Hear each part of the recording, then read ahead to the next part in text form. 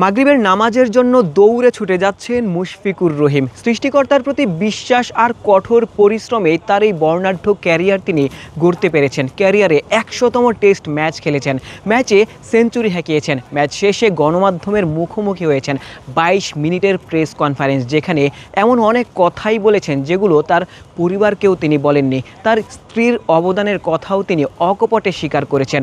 তার এই ১০০তম টেস্ট ম্যাচ খেলার অ্যাচিভমেন্টটা তিনি তার মৃত নানা নানির প্রতি ডেডিকেট করেছেন। মুশফিকুর রহিম তার ওই ক্যারিয়ারের বিকেএসপি লাইফ থেকে শুরু করে আজকের এই ১০০তম টেস্ট, তার সবগুলো স্মৃতিই তিনি রোমন্থন করেছেন। মুশফিকুর রহিম ধন্যবাদ জানিয়েছেন তার পাশে যারা ছিলেন।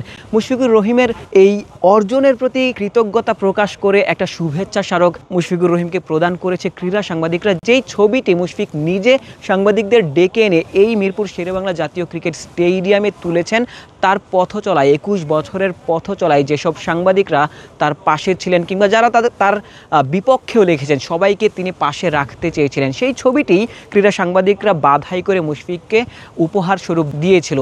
সেই ছবিটিও তিনি আসলে নিয়ে যেতে পারেননি নামাজের জন্য। তিনি নামাজ পড়বেন ড্রেসিং রুমে, এরপর টিম মিটিংয়ে অংশ নেবেন। সব কিছুর জন্যই তার এই ছুটে চলা, তার এই দৌড়ে ছুটে যাওয়া। মুশফিকুর রহিম সৃষ্টিকর্তার প্রতি বিশ্বাস রেখেছিলেন বলেই এতটা সফল হতে পেরেছেন, এমনটাও অনেকেই বিশ্বাস করেন। মুশফিক নিজেও আসলে বিশ্বাস করেন। মুশফিক বলছিলেন তার আশেপাশে যারা ক্রিকেটটা খেলছেন, মমিনুল হতে পারেন শান্ত, হতে পারেন লিটন দাস, তারাই এই ১০০তম টেস্ট খেলার গৌরব অর্জন করবে। যে রাস্তাটা মুশফিকুর রহিম ক্রিয়েট করেছেন, সেই রাস্তায় তার সতীর্থরা ছুটে চলবে, তেমনটাই তিনি প্রত্যাশা করেছেন।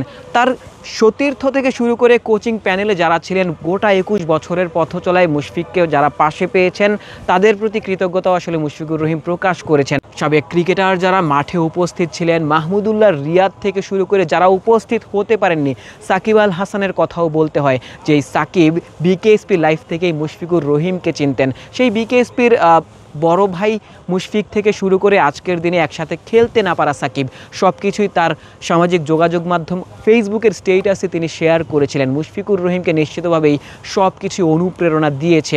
হামজা চৌধুরী যিনি ফুটবলার, তিনিও আসলে মুশফিকুর রহিমকে শুভকামনা জানিয়েছেন এবং তিনি আসলে এই হামজা চৌধুরীরও প্রশংসা করেছেন। মুশফিকুর রহিম সবার প্রতি এতটা বিনয়ী হতে পেরেছেন বলেই তার ক্যারিয়ারটা লম্বা করতে পেরেছেন। সৃষ্টিকর্তার প্রতি ভরসা রেখেছিলেন বলেই বারবার কথাটা বলছি, কারণ আজকের দিনে তিনি মাগরিবের নামাজ পড়ার জন্য দৌড়ে ছুটে গিয়েছিলেন। সেই মুশফিকুর রহিম সব কিছু মিলিয়েই মুশফিকুর রহিম হয়েছেন এই মিরপুরের শেরেবাংলা জাতীয় ক্রিকেট স্টেডিয়ামে ১০০তম টেস্ট ম্যাচ খেলতে পেরেছেন। নিশ্চিতভাবেই তার এই ছুটে চলা সামনেও অব্যাহত থাকবে।